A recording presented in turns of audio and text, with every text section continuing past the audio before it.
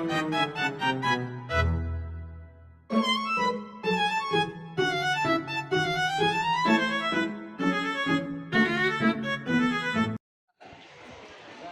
ready kan? Oke. Nah, halo semuanya, selamat datang di channel TransTG. Halo semuanya, selamat datang di channel Trans3G. Sama saya Arya Puspratama sebagai sutradara Trans3G. Nah, saya di sini akan memandu kalian di acara namanya juga hidup. Jadi saksikan penampilan kami di acara namanya juga hidup. Selamat menonton, dadah.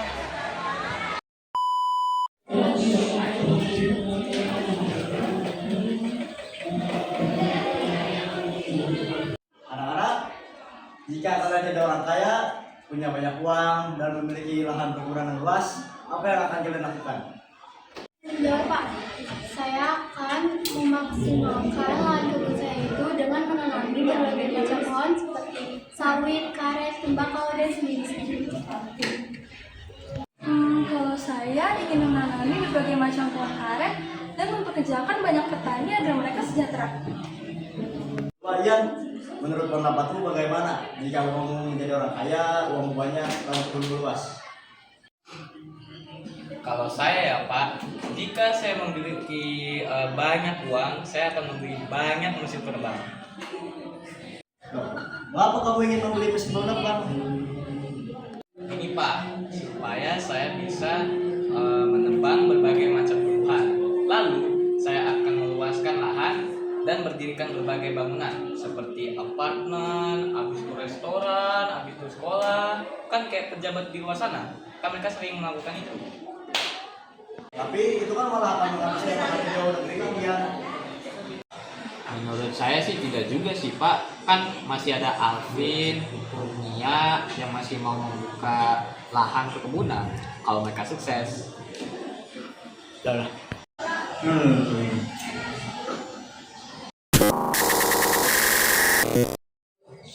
Assalamualaikum warahmatullahi wabarakatuh. Waalaikumsalam warahmatullahi wabarakatuh. Saya mau nanya, di sini ada yang kuli kagak? Nggak ada. Oke, berarti saya doang nih ya yang kuli. Saya itu pengen ngobrolin soal liburan. Kalau orang-orang lain itu liburan buat ngilangin stres, kalau saya sih nambah stres. Karena liburan ini kagak ada duitnya, kurang duit saya karena nggak punya duit. Terus saya itu orang-orang liburan itu nyari liburan, nyari tempat liburan. Kalau saya itu nyari alasan karena anak saya sering banget minta liburan. Misalkan, Pak minta ke Dupan, saya bilang Dupan itu di Jakarta banjir nak. Terus kata dia, ya udah Pak ke Tangkuban Perahu aja. Terus kata saya, perahunya bocor.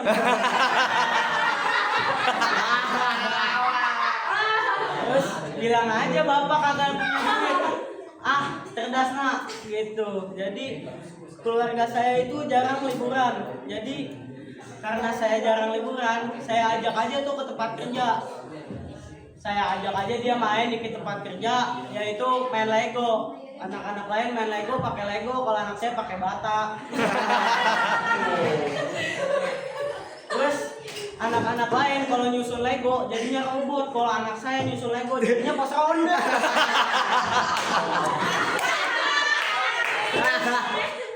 Balik dari main dari pagi sampai sore, anak saya udah bikin pos ronda. Terus balik-balik ditanyain sama mamahnya, nah gimana, seru nggak main sama bapak? Wah seru mah, tapi jadinya adek pengen jadi kayak bapak aja. Waduh jangan nak, masa perempuan jadi kuli? Nggak apa-apa mah, empansi dikit. Terus karena itulah tuh saya udah mulai apa sih? Udah cut. Gue lupa. Nah anak saya itu norak karena jarang liburan. saya ajak mandi bola, dia nanya, "Pak, bawa anu kagak?" Kata saya, "Kagak, udah disediain dari sononya." Terus karena itu tuh, dia itu saya ajak aja kerja kayak gini nih, stand up comedy di sini. Nah, saya tuh keluarga jarang liburan, makanya stand up comedy ini yang buat saya jadi liburan juga. Saya ke Jakarta, makan enak, tidur enak, terus tidur di kasur yang empuk. Kalau di rumah, saya itu tidur bukannya mimpi indah, tapi mikirin cicilan. Terus saya itu apa namanya? Nah, karena anak saya dan karena saya itu sering stand up comedy, anak saya itu mulai curang katanya. Kata dia, "Bapak tuh curang, bisa tidur enak, makan nasi kotak, tidur di kasur yang empuk." Tapi kata saya kan kerja di sini. Terus akhirnya kayak dia minta ke depan. Anak saya itu sering protes ke saya karena dia tuh pengen ke depan. Karena bapaknya itu curang. "Pak, katanya Jakarta banjir. Bapak kok bisa kerja ke Jakarta?" "Ya iya nak, karena bapak ke Jakarta naik tongkang." Terus saya itu sering diprotes karena anak saya tuh mau banget main ke depan. Anak-anak lain kalau mau main ke Dufan itu langsung dibawa ke Dufan. Kalau anak saya bawa ke warnet aja. Nah, Dufan itu saya setelin tuh wahana di warnet. Tapi di warnet itu juga saya ngambil pelajaran di wahana-wahana Dufan. Saya pernah ngeliat di wahana Dufan ada namanya rumah miring. Itu kalau ketahuan sama bos saya bisa dimarahin. Saya masang bata miring aja dimarahin. Lah ini orang sadar kagak mabok, dia bikin rumah miring. Itu bisa dimarahin sama bos saya. Terus karena itu saya tuh berpikir gitu kan. Ternyata wahana-wahana di depan tuh aneh-aneh aja. Sekian dari saya. Wassalamualaikum warahmatullahi wabarakatuh.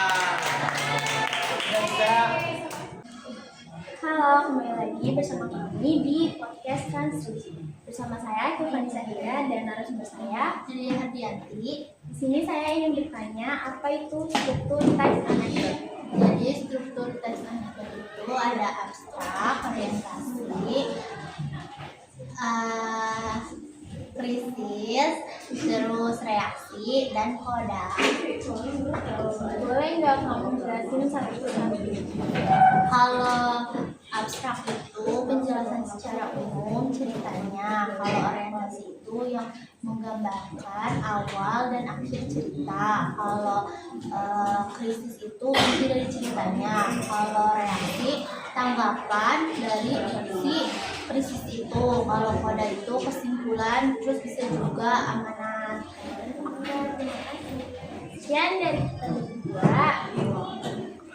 Sampai jumpa.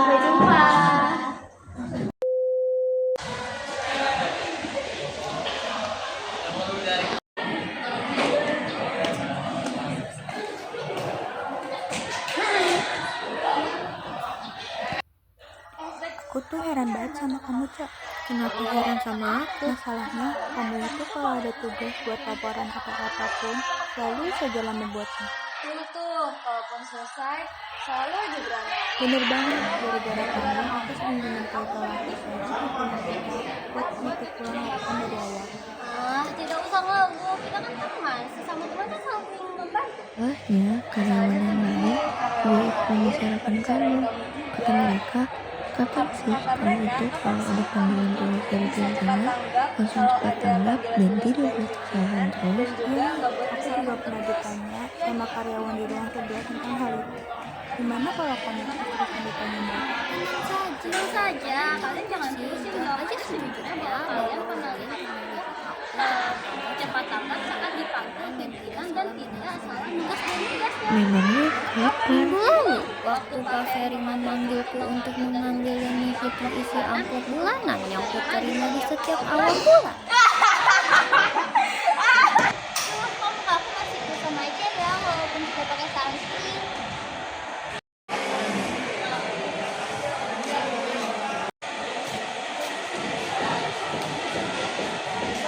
Kamu kenapa? Ya nih, aku udah pakai sunscreen, tapi muka aku gak pusat. Pakai syukur aja. Aku juga pakai itu. Apa itu? Syukur. Wah, boleh tuh.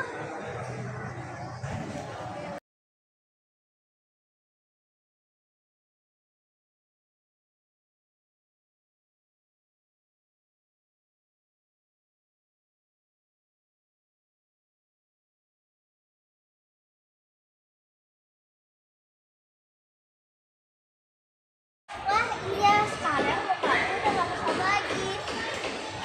Syukur, rahasia kulit tampak cerah.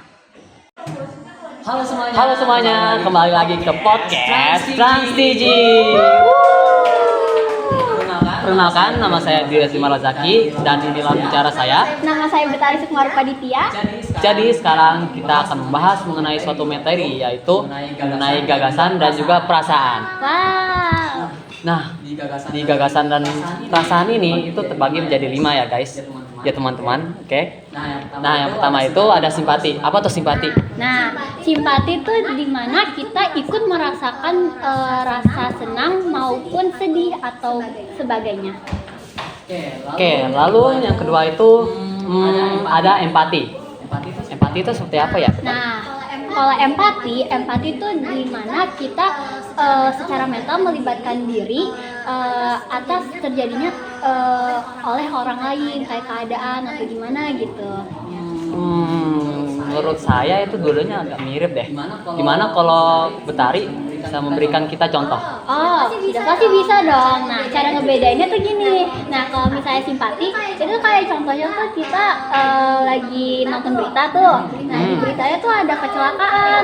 Nah, pas kecelakaan, waktu itu pas kita nonton kayak ngerasa, wah sedih banget, kasihan. Nah, itu simpati. Nah, sedangkan kalau misalnya empati tuh dimana kita melihat teman kita habis menang lomba, habis itu dia seneng. Nah, kita ikut seneng sampai kita ikutan membuat kayak perayaan gitu. Nah, itu empati. Oh, jadi seperti itu ya? Iya. Bagus. Kalian sudah mengerti kan? Tentu saja, karena kan kalian anak pintar. Betul. Lalu yang ketiga itu ada peduli. Apa itu peduli? Nah, kalau peduli itu dimana kita memperhatikan seseorang dan bertindak proaktif gitu. Oh, oke. Well, that's. Lalu yang keempat itu ada pro. Pro itu apa ya? Tadi sempat tersebut tadi. Iya, nah kalau misalnya pro tuh kita menyetujui pendapat seseorang atau enggak sesuatu gitu. Oh, jadi apapun tindakannya gitu kita setuju aja ya? Iya, kayak misalnya tuh teman kita ada yang ngomong kayak lebih enak makanan ini. Nah, kita setuju. Nah, itu pro. Oh, oke.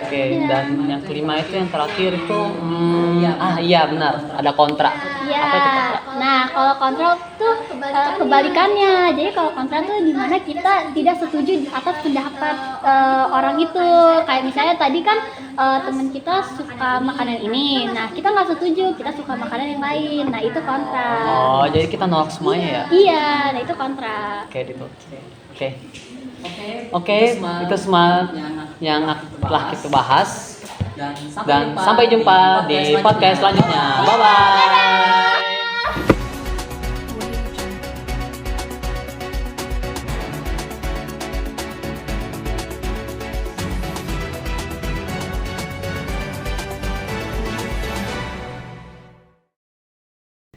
Kembali lagi di Breaking News Trans TV.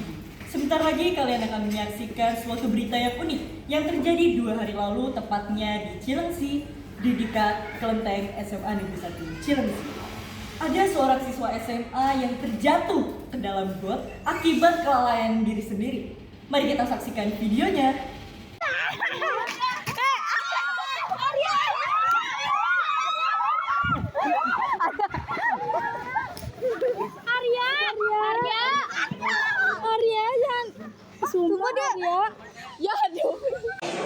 Nah, sebagai korbannya, saya akan menceritakan kronologisnya.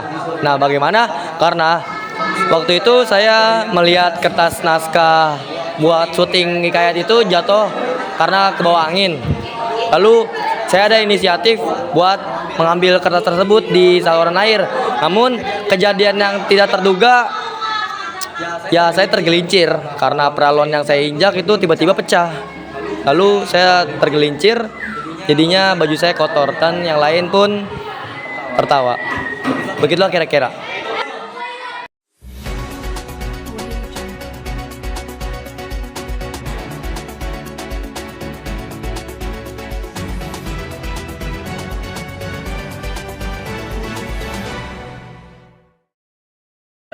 Selamat siang pemirsa, kembali lagi di Breaking News Trans TV bersama saya Albian Bara Pramaspati. Sebuah insiden terjadi di SMA Negeri 1 Cilengsi ketika seorang siswa dari kelas 10-11 mengalami kejadian tidak terduga. Kaki siswa tersebut tersangkut di kursi pada saat jam istirahat sekolah. Beruntung teman-teman sekelasnya dengan sigap memberikan pertolongan sehingga kaki dari siswa tersebut dapat dilepaskan dengan tanpa adanya luka serius. Wali kelas selalu menghimbau untuk berhati-hati di area lingkungan sekolah. Kalau gitu nggak bakal bisa keluar. Ya lu kayak gitu loh, kayak gitu. Gue sakit perut anjing.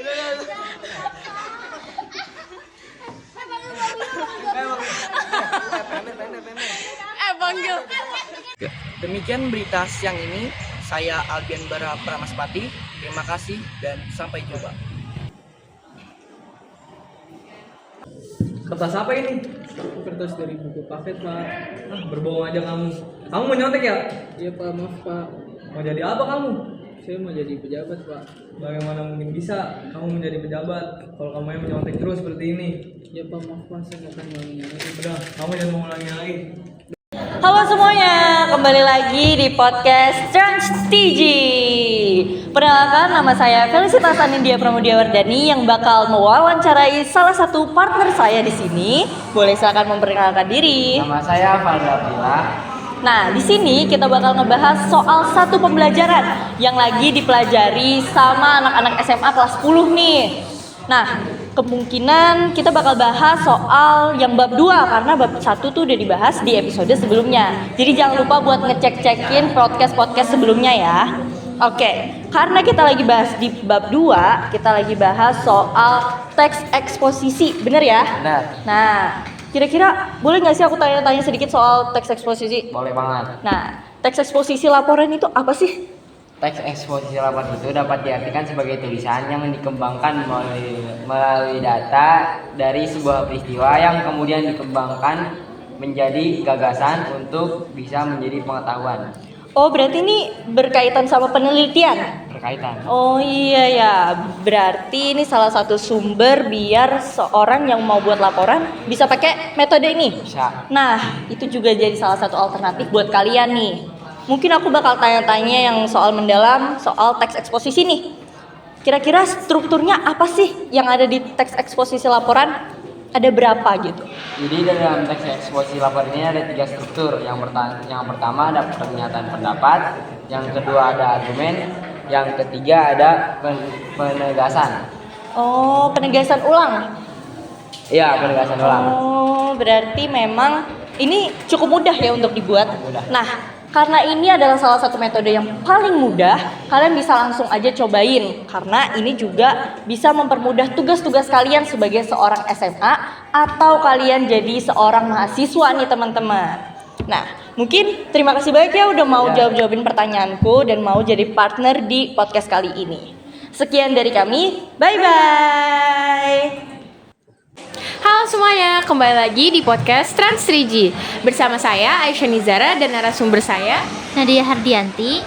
Hari ini saya akan menanyakan tentang komik strip. Menurut kamu, apa sih itu komik strip? Komik strip itu adalah serangkaian gambar yang disusun bisa 6 atau lebih dari panelnya. Terus komik strip itu terdiri dari beberapa panel yang disertai teks atau balon-balon teks gitu. Panjangnya itu bisa singkat, bisa juga berepisode gitu. Oke, makasih ya Nadia.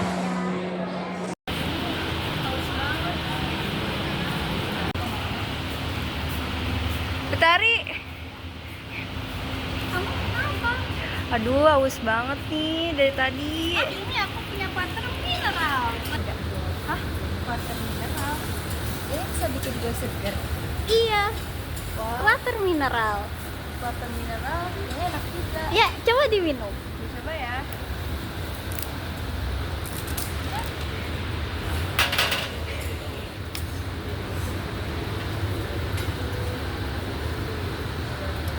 Beneran seger banget.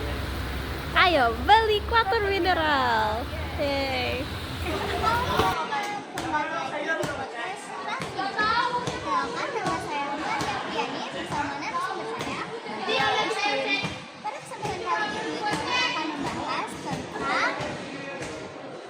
Lawakan tunggal.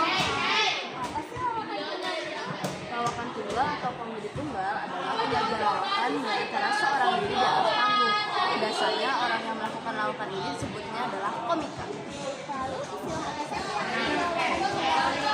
Ada 4 istilah di lawakan tunggal, yaitu set up, punch, beat, dan juga rule of three.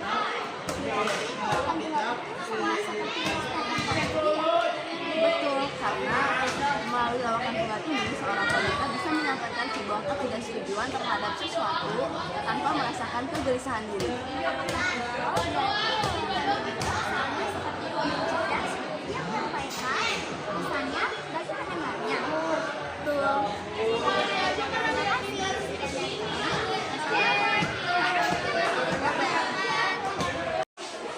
Talita, Ibu mendapat laporan bahwa kamu sering tidur di kelas dan jarang mengerjakan tugas.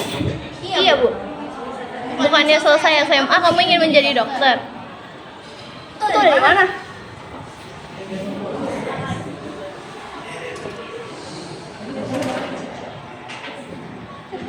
Iya, Bu.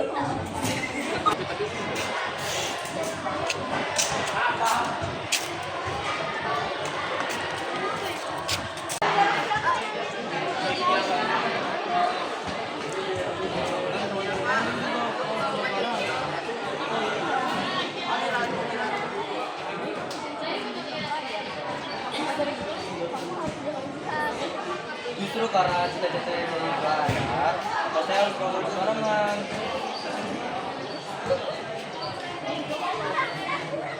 Kan banyak sampahan jadi banjir.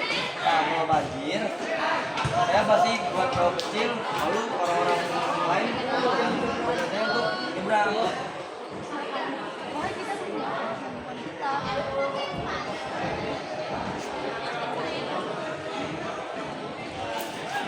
Kembali lagi di podcast Trans 3G.